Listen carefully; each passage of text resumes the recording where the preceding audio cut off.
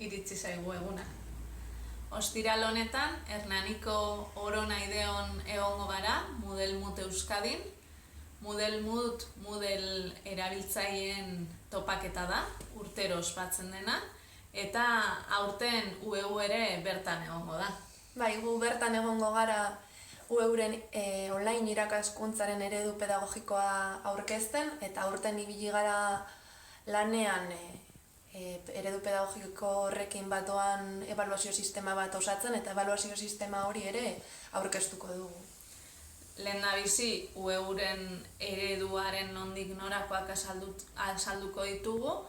Azken finean UEUren asmoa da, naizta ikastaro bat online izan, UEUren printzipioekin bat etortzea, alde batetik pertsonengan zentratua izatea, talde lana sustatzea.